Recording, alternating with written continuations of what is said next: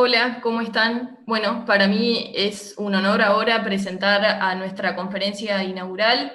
Eh, bueno, como ya todos saben, es Saskia Sassen. Hago una introducción, aunque creo que no merece ni siquiera ser introducida, pero Saskia es profesora de Sociología de la Cátedra Robert Lind en la Universidad de Columbia, es miembro del Comité de Pensamiento Global por la misma universidad. Sus últimos libros son Ciudades en Guerra, con Kaldor, también de la Universidad de Columbia. También reeditó la quinta edición completamente actualizada de Ciudades en la economía global. Y también su libro Expulsiones, Brutalidad y Complejidad de la Economía Global. Ha recibido múltiples premios, incluyendo múltiples doctorados en honoris causa. Ha recibido el premio Príncipe de Asturias en el 2013, en el Premio de Ciencias Sociales, y fue nombrada miembro internacional de la Real Academia de Ciencias de Holanda. Sin mucha más introducción, Saskia, te lo dejo a vos. Hola, bueno, es un gran placer tener esta oportunidad con ustedes. Yo me crecí un poco en Argentina. Ustedes están en Argentina, ¿verdad? Así Sí, es. pero me fui a los 17 años y entonces como que me falta un poco de historia con Argentina, pero siempre me da mucho gusto poder hablar con gente de Argentina, con personas de Argentina. Bueno, en realidad yo querría hablar algo sobre la ciudad, la gran ciudad. La ciudad, como en este momento histórico, juega potencialmente un rol importante, un rol distinto del rol que puede haber jugado hace 100 años, hace mismo 50 años, hace 200 años. Y ese rol tiene que ver con el hecho que la ciudad se ha vuelto casi uno de los pocos espacios donde los sin poder pueden hacer una historia. Ahora tanta tierra está acaparada, tierra a nivel mundial, está acaparada por grandes empresas, etcétera, que van ahí para sacar valores, ¿no es cierto? Sea la minería, sea eh, qué sé yo, todas cosas que les importan a esos actores. Entonces, lo que nos queda son las ciudades, porque los campos ya no son nuestros, ya casi no son nuestros. Entonces ahí no hay muchas pequeños campitos, digamos, ¿no? Donde un pueblo pobre pueda realmente lograr hacer una economía. Entonces tenemos que pensar en la ciudad como una especie de espacio donde los sin poder pueden hacer una historia.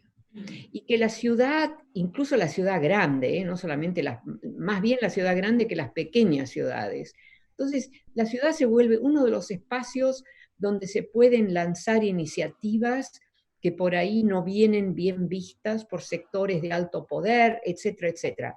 Entonces, para mí es un poco la gran ciudad, ese espacio que nadie lo puede manejar o controlar completamente.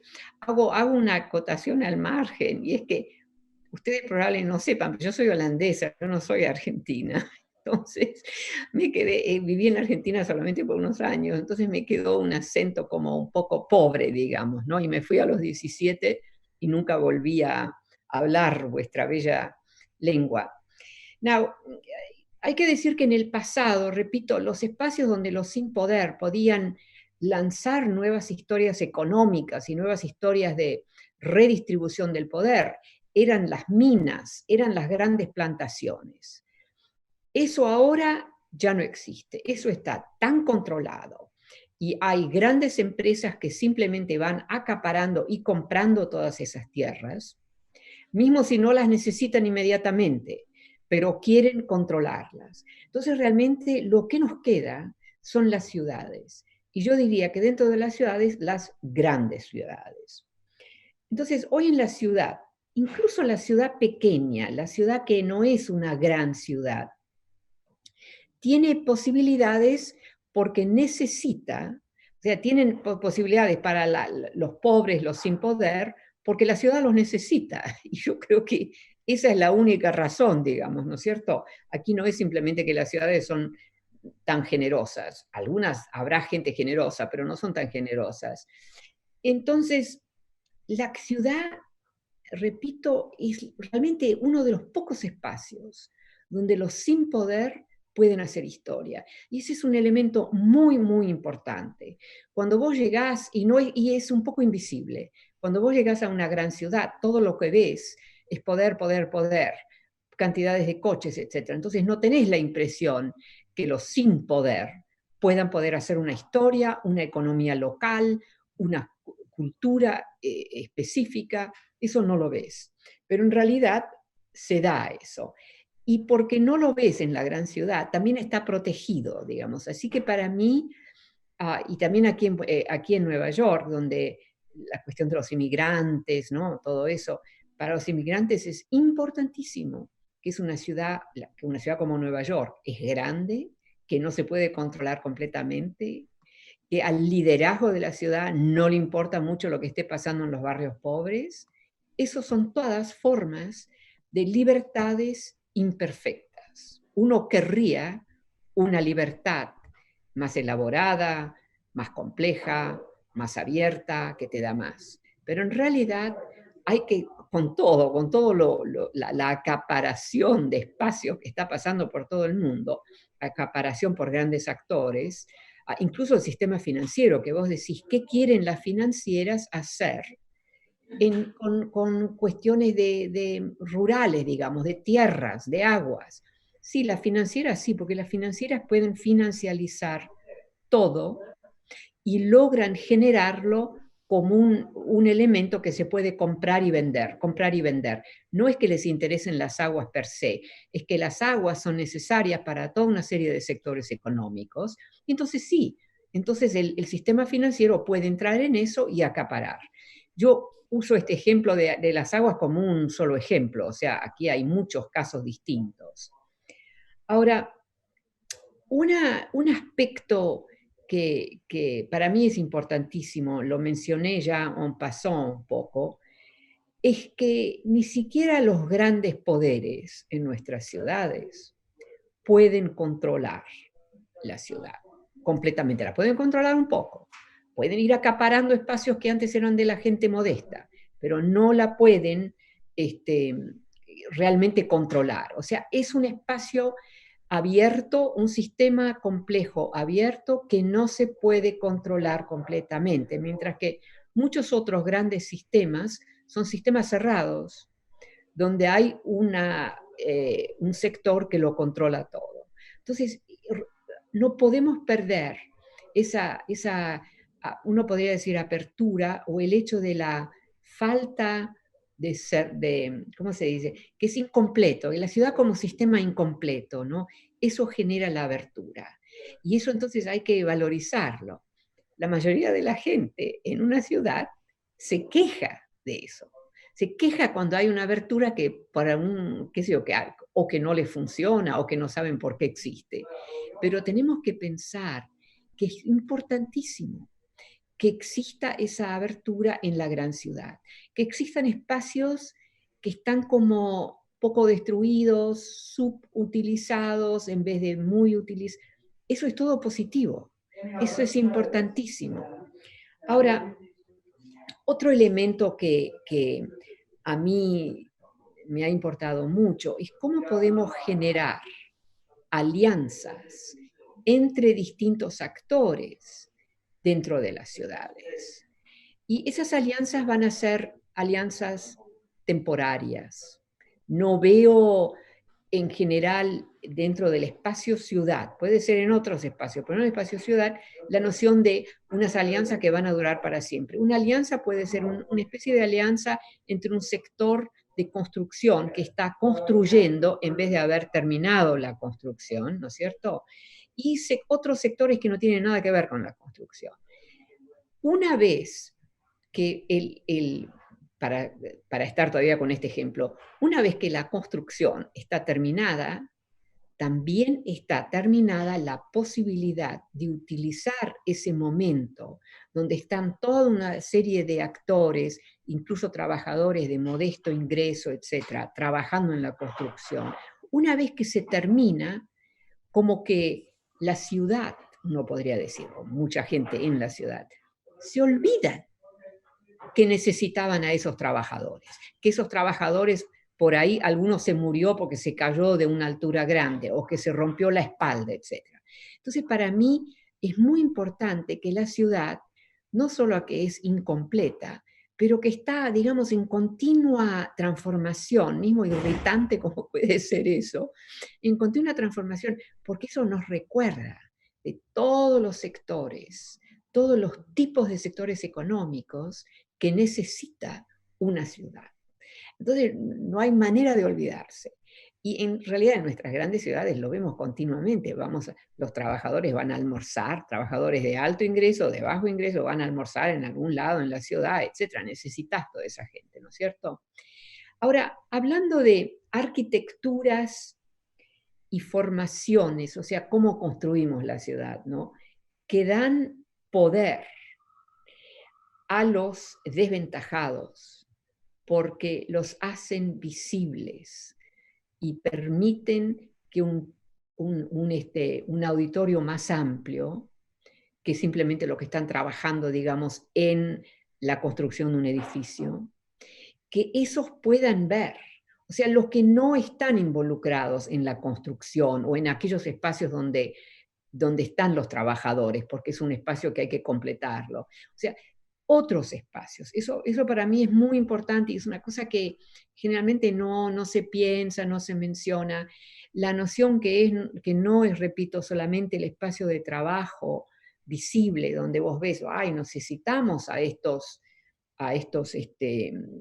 trabajadores, digamos, a menudo de educaciones muy simples, pero los necesitamos. Pero ¿cómo mantenemos esa noción, ese reconocimiento? Los necesitamos. ¿Cómo mantenemos eso abierto, eso como algo vivo, algo que nadie en la ciudad se va a olvidar? Eso no es fácil, porque nos olvidamos de todo. Lo habremos visto hace 2 años y ya estamos en otro momento de nuestras vidas, ¿no? ¿Cómo podemos no olvidar al hecho que hemos sido dependientes en varias situaciones de trabajadores a menudo mal pagados, donde siempre hay alguien que se muere de un accidente, etc.? ¿Cómo logramos reconocer que la gran ciudad no necesita solamente a los intelectuales, a los expertos de esto y de lo otro, a los financieros, pero que también necesita a esos trabajadores? Y que esos trabajadores a menudo pagan un precio. Siempre hay alguno que se muere de un accidente, ¿no es cierto?, en la construcción. O sea, no en su casa porque se emborrachó, pero en el edificio donde está trabajando.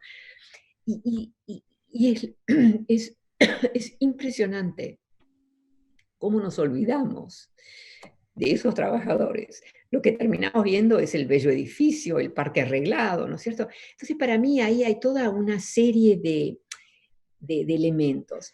Y me hace recordar, volviendo a la cuestión de las minas, cuando las minas eran espacios altamente reconocidos, porque eran la instrumentalidad, las grandes minerías, no estoy hablando, eran la instrumentalidad para poder tener una ciudad. Dependíamos de lo que te da una mina. Además de eso, claro, la tierra, el agua, ¿no? Pero era la mina como fuente de materiales imprescindibles para construir. O sea, sin minas no podemos construir, o tenemos que inventar materiales, como hicieron los japoneses, por ejemplo, cuando se les acabaron las minas, inventaron nuevos materiales que podían reemplazar a lo que eran los productos de una minería, ¿no es cierto? Entonces, eso también eso tampoco es mala noción, ¿no es cierto? Que reemplazamos a lo que es la mina con nuevos materiales. Ahora, otro tema que yo creo que es muy importante tenerlo en la cuestión de la ciudad, etcétera, y vuelvo al tema, es un poco los realmente desventajados. O sea, es bien notable que países realmente ricos como Estados Unidos tiene en 2 grandes ciudades que son muy ricas como ciudades, que son la costa Los Ángeles y Nueva York, la cantidad de gente que viven sin abrigo, ¿no es cierto? Sin abrigo se dice, ¿sabes lo que digo? Que no Sí, tienen casa, sin que techo. duermen en el parque que está ahí o en alguna bajo un puente o todo eso. El hecho que en un país como Estados Unidos, donde tenés una concentración de riqueza extraordinaria, donde tenés además una clase media dividida, ¿no? Una clase, pero parte de esa clase media es muy rica, no es una clase media modesta. La otra parte es clase media modesta. Que nosotros tengamos a familias, especialmente son mujeres y niños, no es que sea mujer, hombre y niño, generalmente es mujer y niño, que viven en la calle en una ciudad como Nueva York, en una ciudad como Los Ángeles, en una ciudad como Chicago. Esas tres ciudades son centros de poder, concentraciones de riqueza extraordinaria, increíblemente brillante gente que hace innovaciones, etcétera, etcétera. Pero esas innovaciones raramente, y esas otras capacidades implicadas en esto, raramente se van a encargar de las miserias que también vemos en nuestras grandes ciudades. Ahora, yo creo que hay países que son un poco mejor, digamos, que Estados Unidos, ¿no es cierto? O sea, en Holanda se cuidan un poco mejor, en todos los países europeos, digamos, es un poco mejor. América Latina, creo que compartimos todos, ¿no es cierto? Estados Unidos, Canadá es la única que sale limpia, creo, ¿no? Los canadienses son muy prolijos, pero el resto de las Américas también coexiste riqueza y una pobreza que simplemente es una pobreza no necesaria. Si vos vas a ciertos países en África que son realmente pobres, ahí tenés una pobreza que es casi inevitable, digamos, ¿no es cierto? Y que las clases medias son tan modestas, tan poco ricas, ¿no? Que no pueden hacer mucho. Casi no logran sobrevivir ellas mismas. Eso es una cosa. Pero en nuestros países ricos, que sea Norteamérica, que sea América del Sur, que sea América Central, ahí hay riqueza. En cada uno de esos países hay riqueza. ¿Cuáles son los mecanismos que tenemos que desarrollar? ¿Cuáles son las leyes que tenemos que desarrollar? ¿Cuáles son las movilizaciones que también hay que integrar, digamos? ¿Cómo logramos, por ejemplo, esa es una fantasía mía, cómo logramos que todos aquellos que son realmente profundamente desventajados se movilizan en activismos? La mayoría del tiempo no pueden, vienen cansados, no comen bien, no duermen bien, y pedirles que también se movilizan no. Entonces nos toca a nosotros que somos los críticos, no solamente de criticar y escribir, pero de realmente pensar cómo logramos generar alianzas con clases trabajadoras que se sienten explotadas. Entonces nosotros tenemos algún proyecto que me gustaría mucho mencionarlo y te quiero mandar el film. El film ha sido sensacional, donde nos hemos fijado en esta cuestión de cómo en las grandes ciudades a menudo tenés grandes edificios un poco vacíos porque los propietarios no los quieren alquilar a trabajadores de muy bajo ingreso, ese tipo de cosas, ¿no es cierto? Entonces con un grupo de gente hemos lanzado algo, salió un film muy bueno que se llama Push, push como empujar, ¿sabes? Una palabra inglesa, ¿no es cierto? Um, que muestra cómo también los grandes actores, y en este caso los inversores grandes, que son parte de la crítica que hacemos en ese film, eh, vienen del mundo de las finanzas. Vienen del mundo de las finanzas, que es un sistema muy abstracto, formas de conocimiento brillante y admirables, etcétera, etcétera. Pero en este caso están comprándose en muchos países, no sé si en vuestro país está pasando, pero se están comprando grandes edificios que son para gente modesta o gente o clase media modesta, no solamente la gente pobre. Los están comprando y les invitan a los residentes que son muy modestos, de ingresos muy modestos, dicen, bueno, no, nosotros arreglamos todo esto en 6 meses y después pueden volver. O sea que ahí no hay una política de oposición. Pero cuando quieren volver, les dicen, sí, pero el precio subió, es el doble. Esto es una cosa que está pasando. Ahora, yo digo más bien en América del Norte, está pasando esto muchísimo.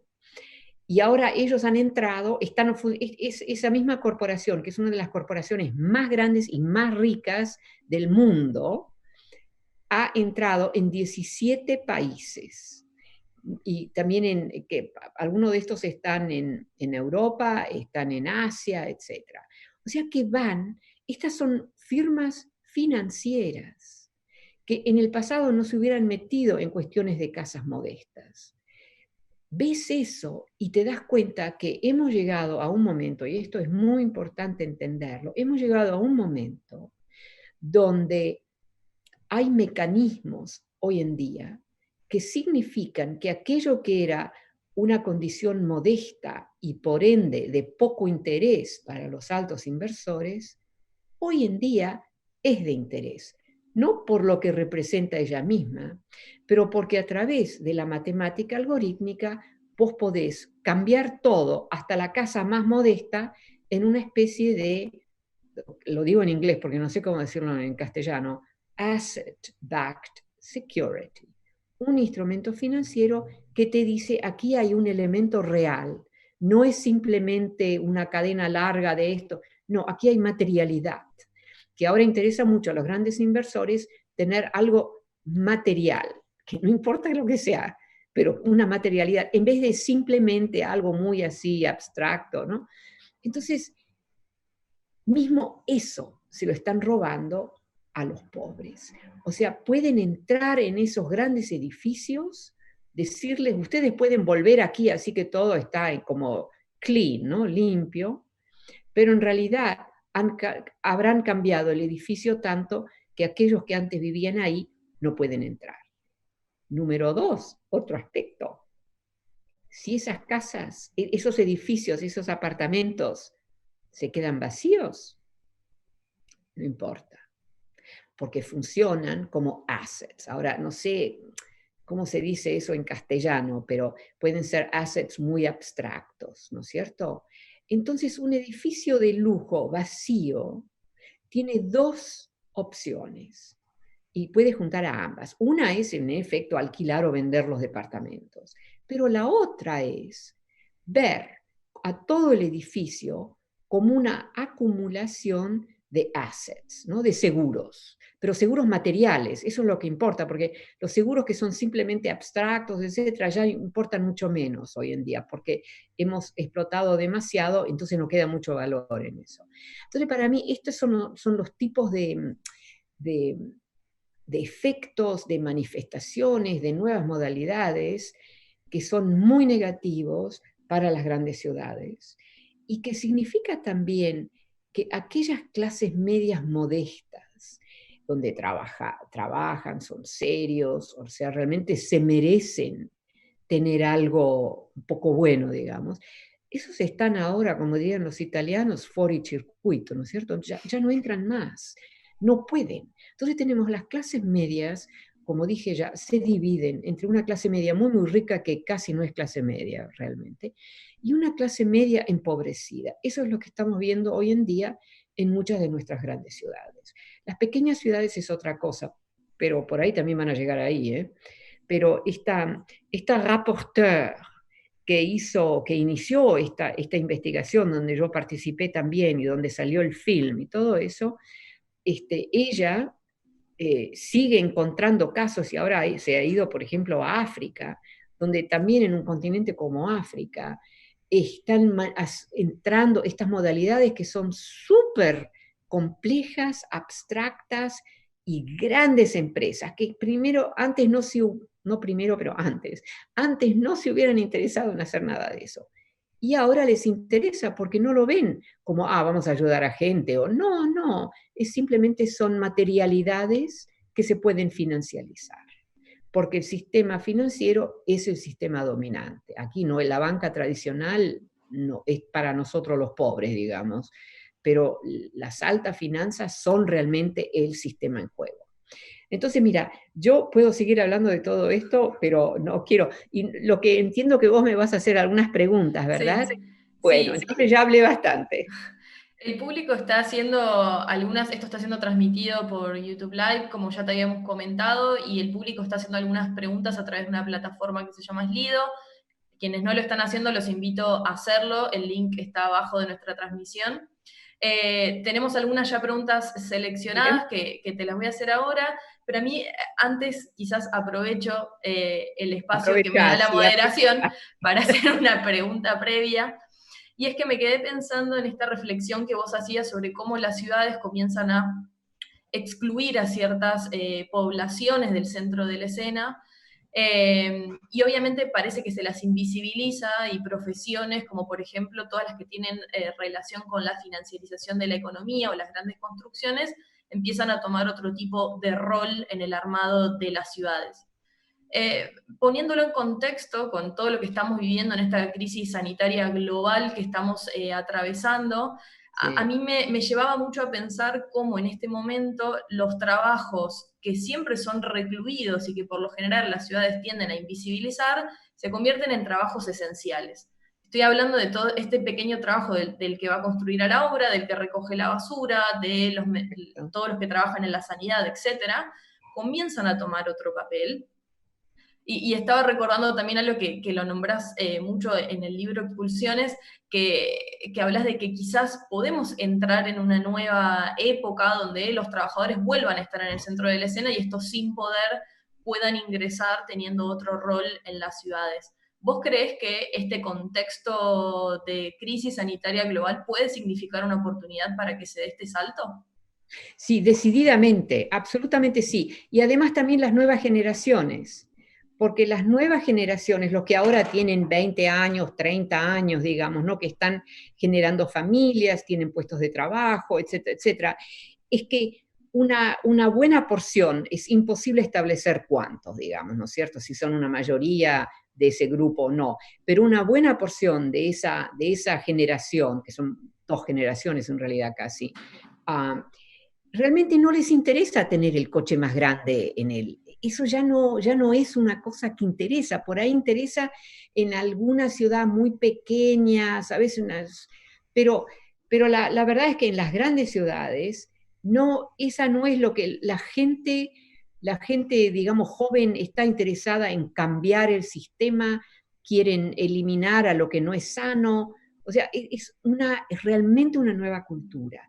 Y eso para mí tenemos que reconocerlo, tenemos que valorizarlo. Mismo si yo no digo que sean ángeles, ¿eh?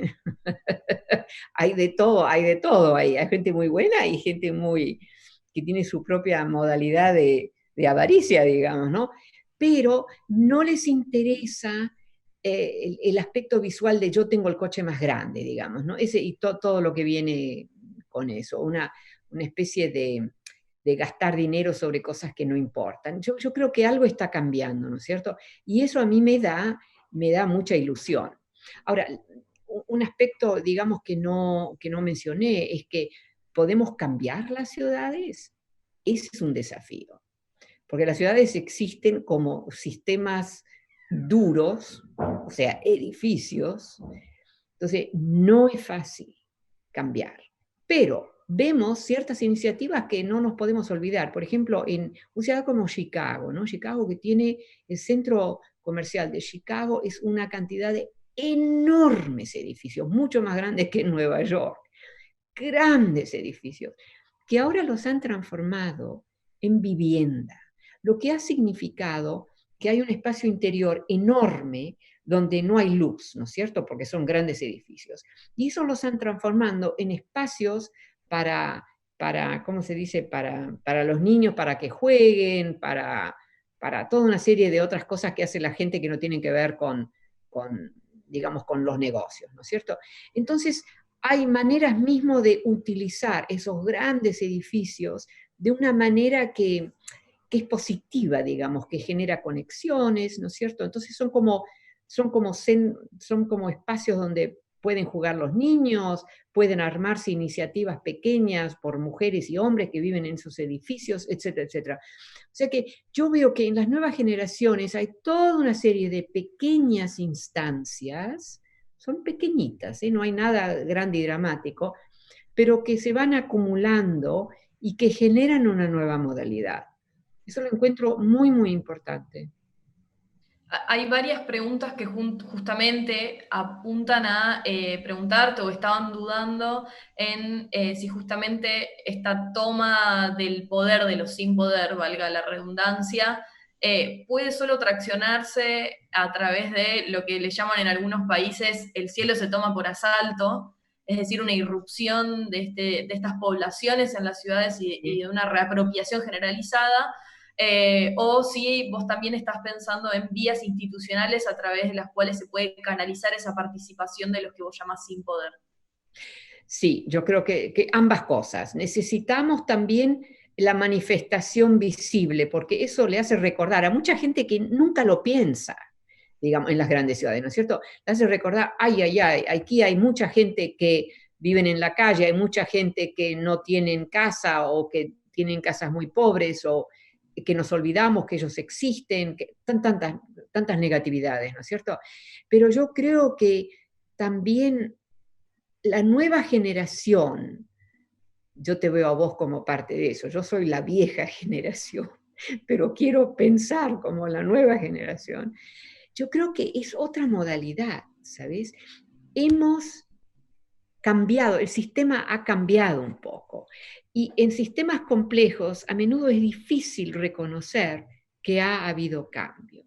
Pero, por ejemplo, en una ciudad como Nueva York, una ciudad como Londres, ahora ves más y más gente, la gente que tiene entre 20 y 30 años, no les, como ya dije, no les interesa tener propiedad de un coche. Y tener un coche es un peso, ¿sabes? No, no les interesa si pueden evitar tenerlo, ¿no? Si tenés buenos medios de comunicación, de movilización, etc. Entonces, eso ya es un pequeño indicador que y es más difícil establecer, que por ahí viene también con otras modalidades, que les interesa comer la verdura fresca, que viene de ahí de local, en vez de que viene con un barco de donde sabe uno de dónde vendría, donde tenés que pagar más, etc. Ves la formación de pequeñas empresas de agricultura en las grandes ciudades hoy en día. O sea, hay toda una serie de pequeñas cositas, pero el gran poder hoy en día son las grandes firmas financieras y las grandes corporaciones. O sea, la pregunta es, ¿hasta qué punto puede cambiar un sistema suficientemente? No completamente, es muy difícil cambiar un sistema completamente, pero suficientemente para reducir la importancia de ciertos sectores negativos y además reducir el interés por parte de nuevas generaciones en cuestiones de, yo tengo el dinero más, yo soy el que más gana dinero de todos mis amigos, ¿no? El orgullo que tienen en eso algunas personas que en el pasado era muy importante, yo creo que eso se va perdiendo con la nueva gente. No les importa. Ahora, si vos tomás un pueblo como los holandeses, yo soy holandesa, ¿no? Donde todos andan en bicicleta, tener la noción de tener un coche, por ejemplo, no existe. ¿Por qué vaya a querer un coche yo que me voy a estar en tráfico? No les interesa, es que no es simplemente una cuestión de que son, yo voy a ser seria, no voy a tomar. No, no les interesa. Entonces, eso también es interesante, pero eso implica tener una modalidad de ciudad que nosotros aquí en las Américas no la tenemos. Existe bastante en Europa, diría yo.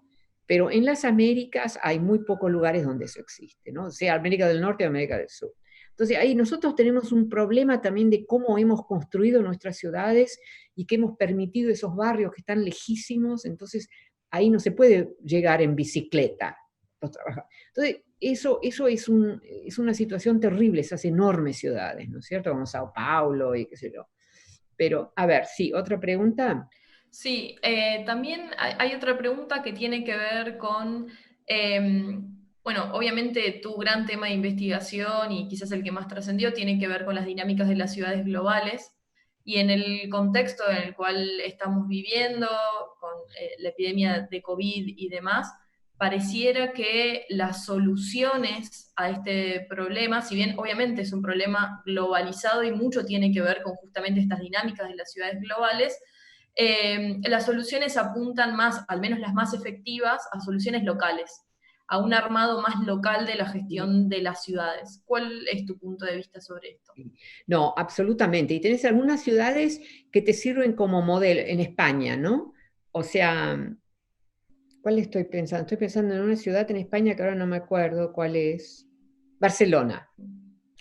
Mira, es una ciudad donde realmente han tratado de maximizar dentro de un contexto donde han heredado una vieja modalidad de ciudad, en realidad.